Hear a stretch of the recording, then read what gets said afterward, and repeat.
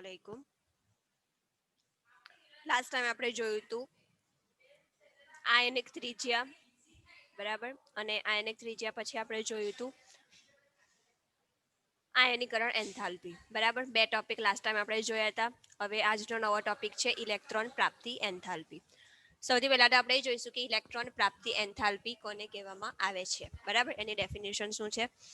તો જ્યારે કોઈ વાયુરૂપ તટસ્થ પરમાણુ હોય, બરાબર, જ્યારે કોઈ વાયુરૂપ તટસ્થ પરમાણુ હોય એની અંદર તમે ઇલેક્ટ્રોન દાખલ કરો, બરાબર. તટસ્થ પરમાણુ હોય એટલે ના એની પાસે વધારાનો કોઈ ઇલેક્ટ્રોન હોય, ના એની પાસે ઇલેક્ટ્રોનની અછત હોય, બરાબર.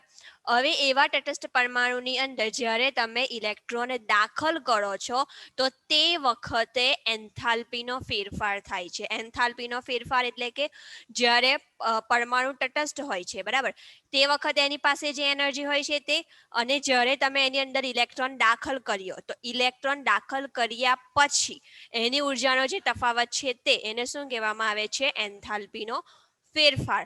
તો જ્યારે કોઈ પણ વાયુરૂપ તટસ્થ પરમાણુમાં ઇલેક્ટ્રોન દાખલ કરવામાં આવે છે ત્યારે આપવી પડતી ઉર્જાને અથવા તો ઇલેક્ટ્રોન દાખલ થયા પછી જે ઉર્જા મુક્ત થાય છે એને શું કહેવામાં આવે છે?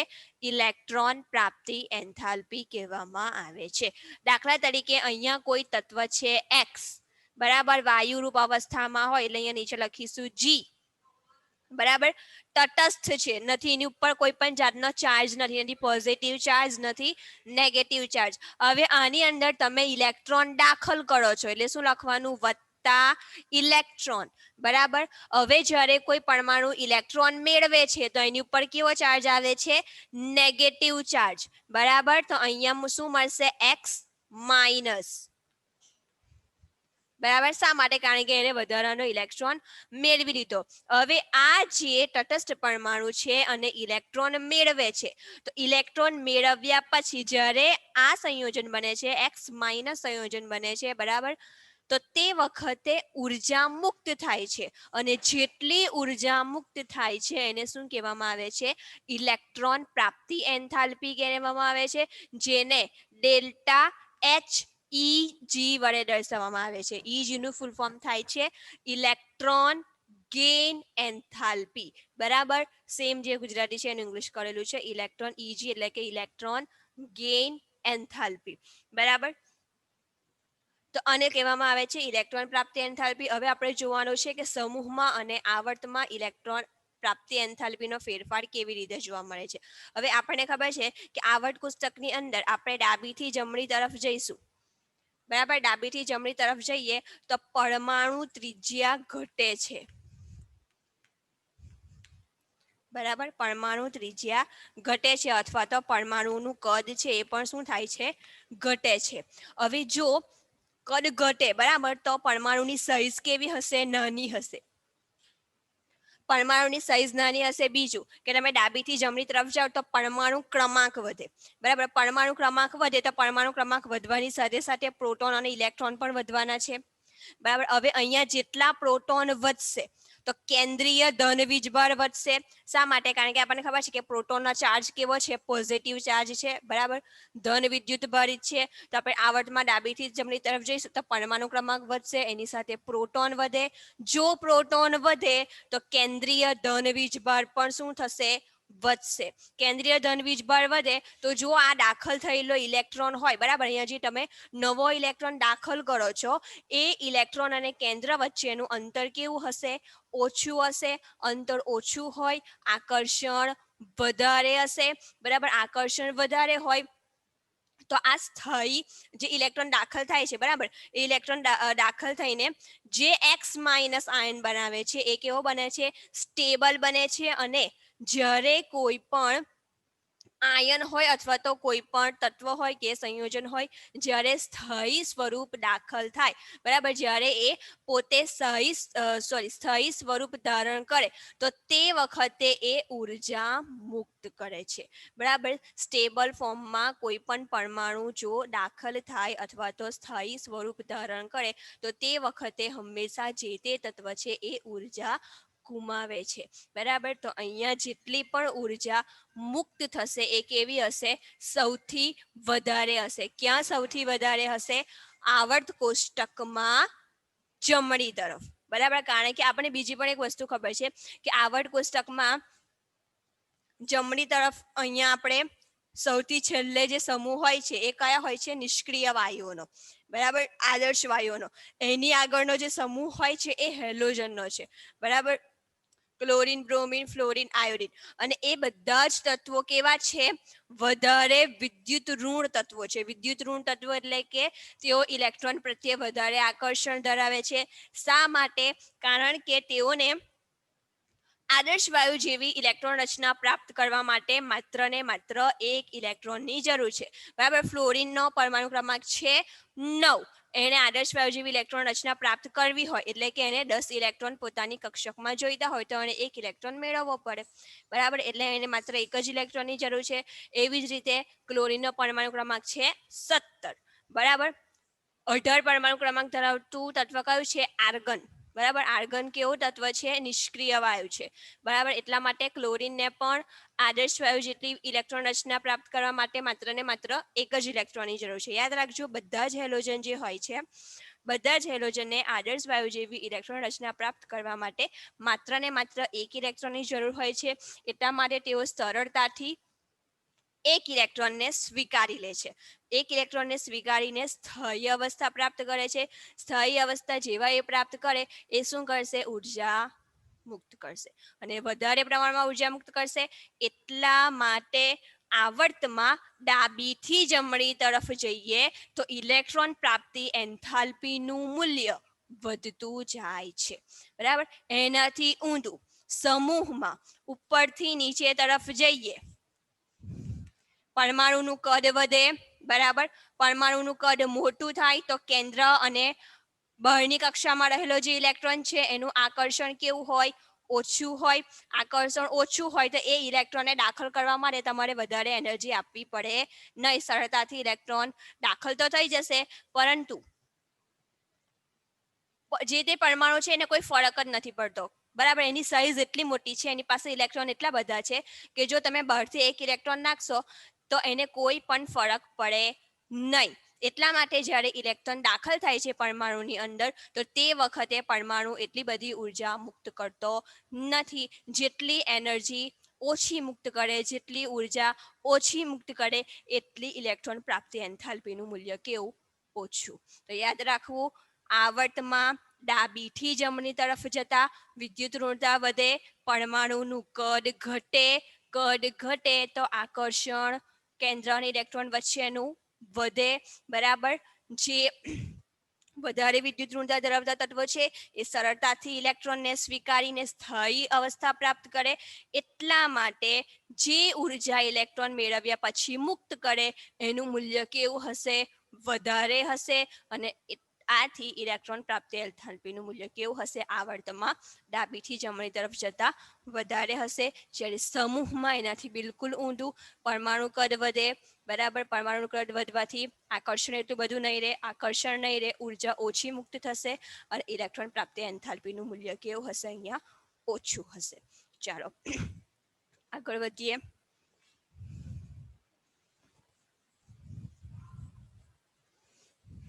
આગળનો ટોપિક છે વિદ્યુત ઋણતા.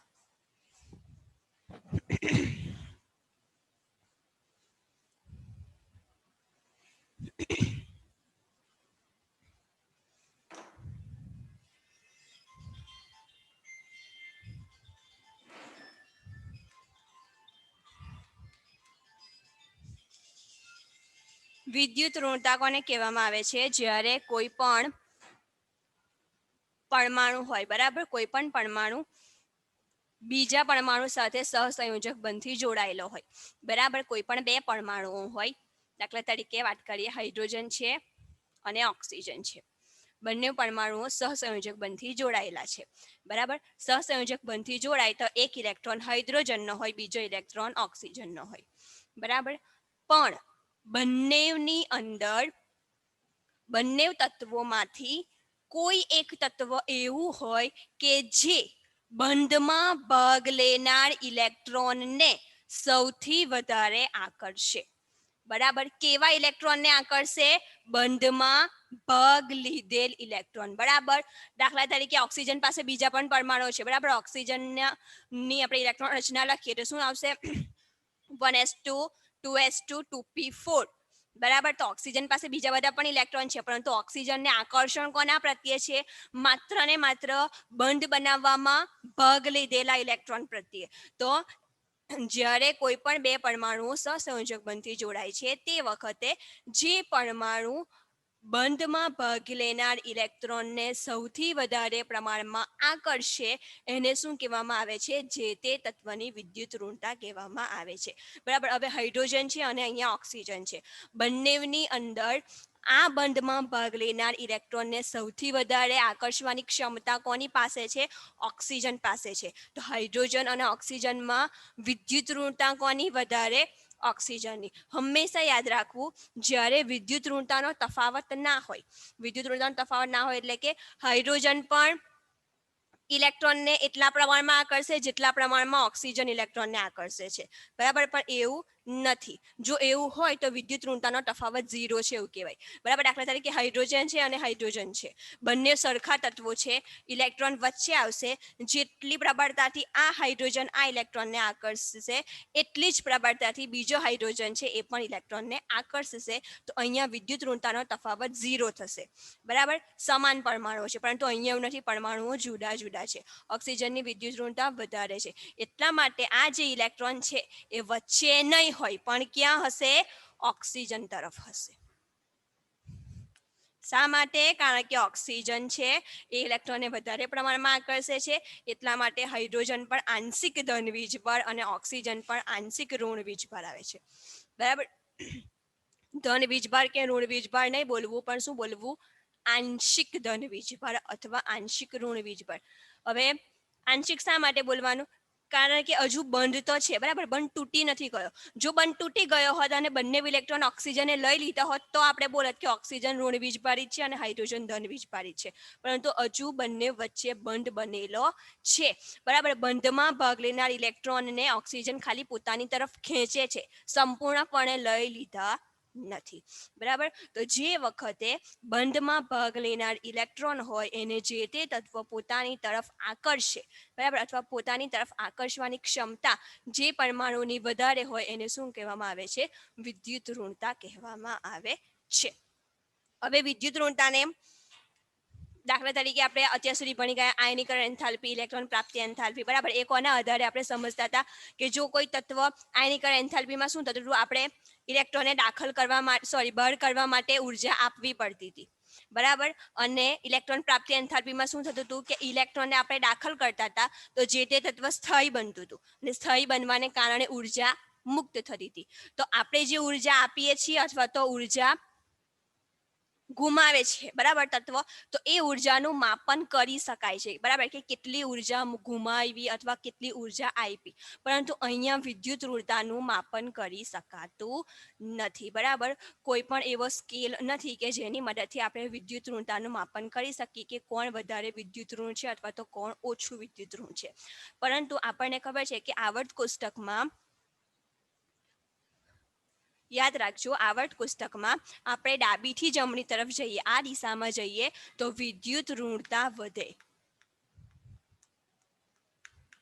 બરાબર, આવર્ત કોષ્ટકમાં ડાબીથી જમણી તરફ જતા વિદ્યુત ઋણતા ઘટે અને સમૂહમાં ઉપરથી નીચે તરફ જતા વિદ્યુત ઋણતા ઘટે. શા માટે? કારણ કે આપણને ખબર છે કે આવર્તમાં ડાબીથી જમણી તરફ જઈશું, બરાબર, તો ડાબીથી જમણી તરફ જતા જે તત્વો છે એ ધાતુમાંથી અધાતુમાં પરિવર્તન પામે છે. અધાતુઓ કેવી હોય છે? ઇલેક્ટ્રોનને આકર્ષનારી હોય છે. જેટલી ઇલેક્ટ્રોનને આકર્ષે એટલી વિદ્યુત ઋણતા વધારે. બરાબર, એનાથી રિવર્સ સમૂહમાં આપણે ઉપરથી નીચે તરફ જઈએ તો ધાત્વીય ગુણધર્મ વધે. બરાબર, આ બાજુ અધાત્વીય ગુણધર્મ વધે, ઉપરથી નીચે ધાત્વીય ગુણધર્મ વધારે. બરાબર, હવે ધાતુનો ગુણધર્મ એવો છે કે તેઓ હંમેશા ઇલેક્ટ્રોન ગુમાવે. બરાબર, ઇલેક્ટ્રોનને આકર્ષે ના, ઇલેક્ટ્રોનનું દાન કરે. બરાબર, એટલા માટે તેમની વિદ્યુત ઋણતા કેવી હોય છે? ઓછી હોય છે. બરાબર, સોરી, અહીંયા આમ આવશે. બરાબર. સમૂહમાં ઉપરથી નીચે તરફ જતા વિદ્યુત ઋણતા ઘટે અને આવર્તમાં ઉપરથી ડાબી બાજુથી જમણી તરફ જતા વિદ્યુત ઋણતામાં શું તરફ જોવા મળે છે? વધારો જોવા મળે છે. હેલોજન હોય છે એમની વિદ્યુત ઋણતા સૌથી વધારે હોય છે. બરાબર. હેલોજનની વિદ્યુત ઋણતા બાકીના બીજા તત્વો હોય છે એના કરતાં કેવી હોય છે? સૌથી વધારે હોય છે. તો આ હતું આપણું વિદ્યુત ઋણતા. ચાલો હવે આગળ વધીએ.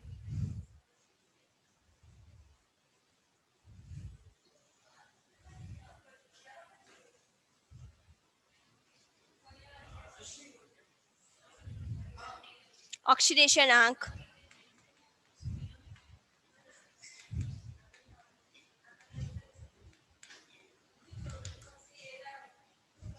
જો આ ઘણો ઇમ્પોર્ટન્ટ ટોપિક છે ઓક્સિડેશન આંક. શા માટે? કારણ કે આપણું 8મું ચેપ્ટર છે પાર્ટ 2માં રેડોક્સ પ્રક્રિયાઓ. બરાબર. જે મને ખબર છે કે અત્યાર સુધી આપણે ચાલેલું નથી, છતાં એકમ કસોટીમાં પૂછાવાનું છે. આપણને આવડે કે ના આવડે, આપણી પાસે સોલ્યુશન હોય જ છે લખી નાખવાનું. બરાબર. અને એવું હશે તો હવેથી આપણે હમણાં જે ચેપ્ટર્સ એકમ કસોટીમાં પૂછાઈ ગયા છે એને આપણે સ્કીપ કરી દઈશું. હવે પછી જે પૂછાવાના છે ત્યાંથી કન્ટિન્યુ કરીશું.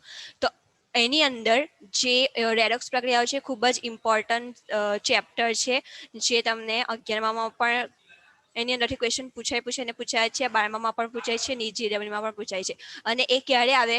જ્યારે તમને ઓક્સિડેશન આંક શોધતા આવડે તો જ તમે એ પ્રક્રિયાઓ પૂર્ણ કરી શકો. હવે સૌથી પહેલા એ જોવાનું છે કે ઓક્સિડેશન આંક કોને કહેવાય અને કેવી રીતે શોધવાનો.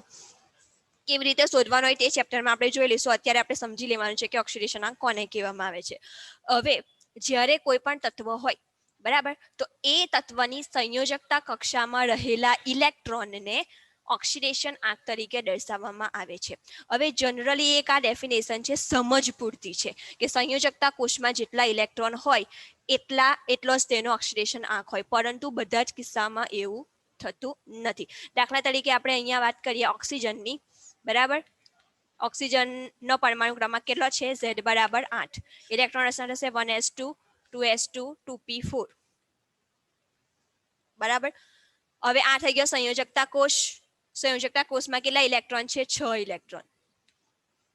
એટલે ઓક્સિજનનો ઓક્સિડેશન આંક 6 થાય એવું નથી. ઓક્સિજનનો ઓક્સિડેશન આંક કેટલો છે? -2. જનરલી -2 હોય છે. અમુક કિસ્સાઓમાં -1 પણ જોવા મળે છે. બરાબર. આપણે જોવાનું છે જનરલી મોટા ભાગે -2 જ હોય છે, પણ અહીંયા આપણે જોવાનું છે કે આમ જોવા જઈએ તો સંયોજકતા ઇલેક્ટ્રોન 6 છે, પરંતુ ઓક્સિડેશન આંક -2 છે. અહીંયા આપણને ખાલી સમજ પૂરતી ડેફિનેશન આપી દીધેલી છે કે સંયોજકતા ઇલેક્ટ્રોન જેટલા હોય એટલો ઓક્સિડેશન આંક હોય, પરંતુ એવું નથી. બરાબર. જેટલા પણ અપવાદરૂપ કિસ્સા જ્યારે આવશે ત્યારે આપણે જોતા જઈશું. હવે ઓક્સિડેશન આંક જનરલી કેવી રીતે નિર્ધારિત કરવામાં આવે છે? જ્યારે કોઈ તત્વ હોય અથવા તો કોઈક પરમાણુ હોય, બરાબર, એ ઇલેક્ટ્રોન ગુમાવે અથવા તો ઇલેક્ટ્રોન મેળવે. જેટલા ઇલેક્ટ્રોન ગુમાવશે એટલો એનો ઓક્સિડેશન આંક થશે.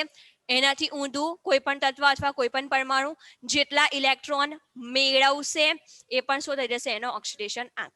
દાખલા તરીકે જેટલી પણ ધાતુઓ હોય છે, બરાબર, કેલ્શિયમ છે, ઝિંક છે, મેગ્નેશિયમ છે, એલ્યુમિનિયમ છે, બરાબર, આ બધી ધાતુઓ છે. દરેક ધાતુનો ગુણધર્મ શું હોય છે? ઇલેક્ટ્રોનને ગુમાવવાનો. એ ધાતુઓ હંમેશા ઇલેક્ટ્રોન ગુમાવે. જેટલા પણ ઇલેક્ટ્રોન ગુમાવે, બરાબર, આપણને ખબર છે કે કેલ્શિયમ છે, બરાબર, કેટલા વધારેમાં વધારે કેટલા ઇલેક્ટ્રોન ગુમાવે છે? 2.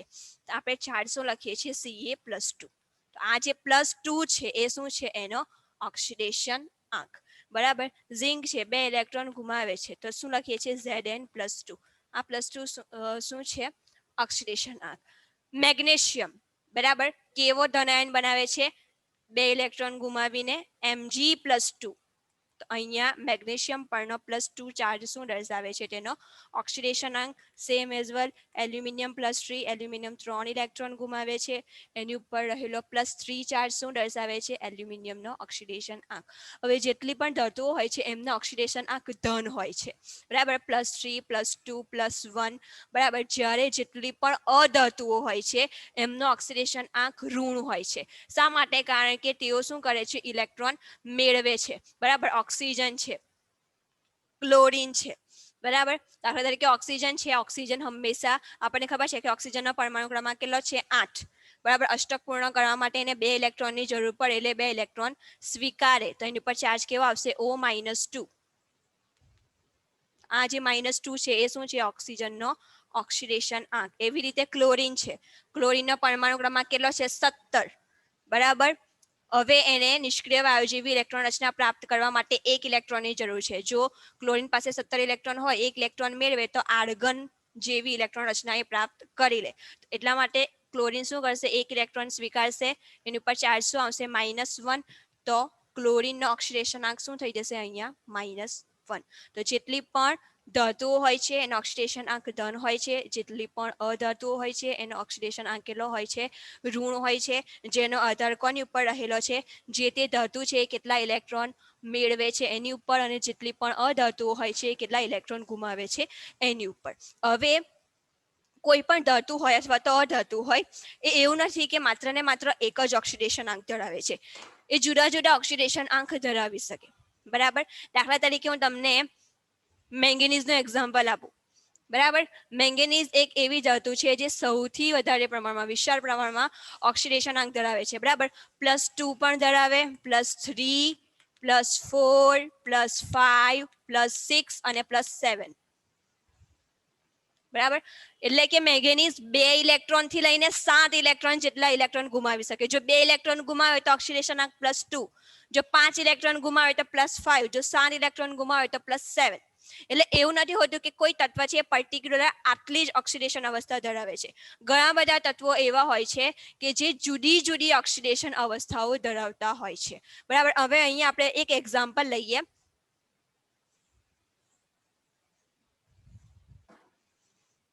ઓક્સિજનનું. બરાબર, ઓક્સિજનનો ઓક્સિડેશન આંક આપણે જોઈએ. અહીંયા મારી પાસે 2 સંયોજનો છે, OF2 અને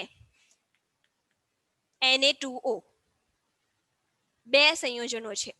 હવે આપણે અહીંયા જોવાનું છે કે OF2 માં આ રીતે જોડાયેલા હશે. OF2 ધારી લો કે ઓક્સિજન અને ફ્લોરિનમાં વિદ્યુત ઋણતા કોની વધારે છે, ફ્લોરિનની. યાદ રાખજો, સૌથી વધારે વિદ્યુત ઋણ તત્વ કોણ છે, ફ્લોરિન. બરાબર, ફ્લોરિનની વિદ્યુત ઋણતા સૌથી વધારે. હવે આ જે ફ્લોરિન છે એની વિદ્યુત ઋણતા ઓક્સિજન કરતા વધારે છે, એટલે ઇલેક્ટ્રોન યુગ્મ છે એ ફ્લોરિન પાસે વધારે આકર્ષશે. બરાબર, ફ્લોરિનની નજીક વધારે હશે, એટલા માટે આની ઉપર આંશિક ઋણ વીજભાર આવશે, આની ઉપર આંશિક ધન વીજભાર આવશે. બરાબર, ઓર એવું વિચારી લો કે અહીંયા -1 ચાર્જ આવશે, અહીંયા +1 ચાર્જ આવશે. હવે બીજો પણ ફ્લોરિન છે આ બાજુ. બરાબર, તો આ ફ્લોરિન પણ એવું જ કરશે, બંને ઇલેક્ટ્રોન છે એને પોતાની તરફ આકર્ષશે બંધમાંના. તો આની ઉપર -1 ચાર્જ આવશે, આની ઉપર +1 ચાર્જ આવશે. હવે જુઓ, વચ્ચે ઓક્સિજન રહેલો છે, આના કારણે ઓક્સિજન પર +1 ચાર્જ આવે છે, બીજા ફ્લોરિનના કારણે ઓક્સિજન પર +1 ચાર્જ આવે છે. તો ટોટલ ઓક્સિજન પર ચાર્જ કેવો છે, +2. કયા કિસ્સામાં, OF2 ના કિસ્સામાં. બરાબર, OF2 ના કિસ્સામાં વચ્ચે જે એક ઓક્સિજન પરમાણુ છે એની ઉપર બાકીના 2 ફ્લોરિન પરમાણુના કારણે +2 ચાર્જ આવે છે. એટલા માટે કારણ કે ફ્લોરિનની વિદ્યુત ઋણતા ઓક્સિજન કરતા વધારે છે. હવે અહીંયા જોવાનું. બરાબર, દાખલા તરીકે ઓક્સિજન છે 2 Na પરમાણુ સાથે જોડાયેલો છે, Na2O. હવે સોડિયમ અને ઓક્સિજન બંનેમાં વિદ્યુત ઋણતા વધારે વિદ્યુત ઋણ કોણ છે એ જોવાનું. બરાબર, તો સોડિયમ અને ઓક્સિજનમાં સોડિયમ કઈ તરફ છે, આવર્ત કોષ્ટકમાં ડાબી તરફ છે. ઓક્સિજન ક્યાં છે, આવર્ત કોષ્ટકમાં જમણી તરફ છે. બરાબર, જમણી તરફ રહેલા તત્વોની વિદ્યુત ઋણતા કેવી હશે, વધારે હશે. બરાબર, સોડિયમ ડાબી બાજુ, ઓક્સિજન જમણી બાજુ. ઓક્સિજન જમણી બાજુ હોવાથી એની વિદ્યુત ઋણતા વધારે, તો ઇલેક્ટ્રોન ક્યાં હશે, આ બાજુ હશે બંનેમાં. ઓક્સિજનની વધારે નજીક હોય તો આ બંધના કારણે ઓક્સિજન પર -1 ચાર્જ આવશે, આ બંધના કારણે બીજો -1 ચાર્જ આવશે. બરાબર, સોડિયમ પર કયો ચાર્જ આવશે, +1. ઓક્સિજન પર ટોટલ ચાર્જ કયો થશે, આના કારણે -1 ચાર્જ, આના કારણે -1 ચાર્જ, તો ટોટલ ચાર્જ -2. તો જુઓ, આ સંયોજન છે એ પણ ઓક્સિજન ધરાવે છે અને આ સંયોજન છે એ પણ ઓક્સિજન ધરાવે છે, પણ બંને સંયોજનોની અંદર ઓક્સિજનની વિદ્યુત ઋણતા જુદી જુદી છે. એકની અંદર +2 છે, બીજાની અંદર -2 છે. શા માટે? કારણ કે વિદ્યુત ઋણતા કોના આધારે અવલોકી શકાય? જે તે તત્વ બીજા કયા તત્વ સાથે જોડાયેલું છે એની ઉપર આધાર રાખે છે. બરાબર, બે તત્વો જોડાયેલા હોય, હવે બંને તત્વોમાંથી કોની વિદ્યુત ઋણતા વધારે? દાખલા તરીકે આપણે અહીંયા જ એક્ઝામ્પલ આપ્યું કે ઓક્સિજન કોમન છે, પરંતુ એની સાથે જોડાયેલા તત્વો જુદા જુદા છે. અહીંયા ફ્લોરિન જોડાયેલું છે, જે કેવું છે? અધાતુ છે. અહીંયા સોડિયમ જોડાયેલો છે, જે કેવી છે? ધાતુ છે. તો ઓક્સિડેશન આંક બદલાઈ જશે. શા માટે? કારણ કે વિદ્યુત ઋણતાનો તફાવત છે. તો આ રીઝન હતું કે ઓક્સિડેશન આંક છે એ પણ જુદા જુદા હોઈ શકે છે, જે કોની ઉપર આધાર રાખે છે? બીજો જોડાયેલો તત્વ કેવો છે એની ઉપર. બરાબર, જો બીજો જોડાયેલો તત્વ વધારે વિદ્યુત ઋણ હોય તો ચાર્જ કેવો આવશે? પોઝિટિવ આવશે. જો ઓછો વિદ્યુત ઋણ હોય તો ચાર્જ કેવો આવશે? નેગેટિવ આવશે. અહીંયા ઓછો વિદ્યુત ઋણ છે સોડિયમ, તો ઓક્સિજન પર ચાર્જ નેગેટિવ આવ્યો. અહીંયા ફ્લોરિન છે, ઓક્સિજન કરતાં વધારે વિદ્યુત ઋણ છે, તો ઓક્સિજન પર ચાર્જ કેવો આવશે? પોઝિટિવ આવશે. બરાબર, તો સિમ્પલ આટલી વસ્તુ છે. હવે આગલા લેક્ચરમાં અહીંયાથી આપણે આગળ વધીશું. કોઈને કોઈ ક્વેશ્ચન હોય તો ફોન પર પૂછી શકો છો. ઓકે.